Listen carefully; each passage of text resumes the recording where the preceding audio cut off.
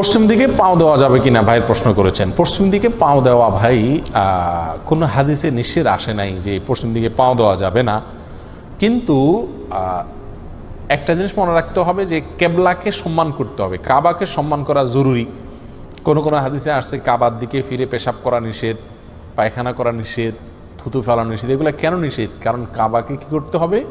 সম্মান করতে হবে। যেহেতু কাবাকে সম্মান করা জরুরি, অতএব কাবার প্রতি অসম্মান প্রদর্শন হয় এরকম কোনো কাজ না করাই একজন মুমিনের জন্য উচিত।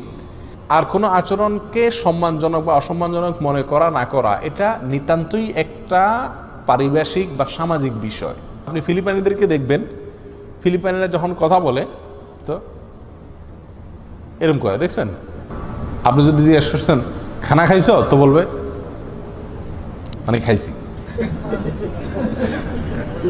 কথা বলছেন? এখন আমাদের দেশে যদি আপনি কাউকে জিজ্ঞেস করেন খানা খাইছো, আর সে যদি বলে তুই কবে কি আছো গোড়াও কেন তুমি, ঠিক না? আমি ঠিক।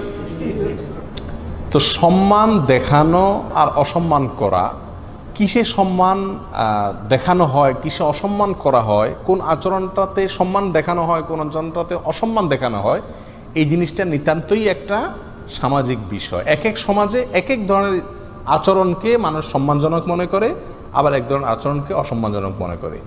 অতএব কাবার প্রতি, কোরআনের প্রতি যে জিনিসগুলোকে সম্মান করা উচিত, সেগুলোর প্রতি এমন কোনো আচরণ করা উচিত না যে আচরণকে আপনার সমাজ অসম্মানজনক আচরণ মনে করে।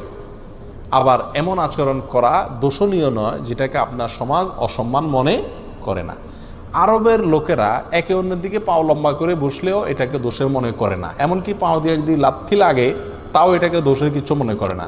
অনেক সময় একজন আরেকজনকে ডাকতেও পাও দিয়ে লাথি দিয়ে ডাক দেয়, হাত দিয়ে যেরকম আমরা ডাক দিই তারা পাও দিয়ে করে, কারণ এটা তাদের সমাজে দোষণীয় বিষয় না।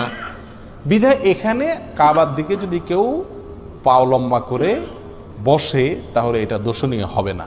কিন্তু আমাদের দেশে যেহেতু কারোর দিকে পাও লম্বা করে দেওয়া মানে তাকে অসম্মান করা, কারোর গায়ে পাও দিয়া টাচ করা মানে তাকে অসম্মান করা, এই জন্য আমাদের দেশে মানুষের জন্য কাবার দিকে পাও লম্বা না করাই উচিত।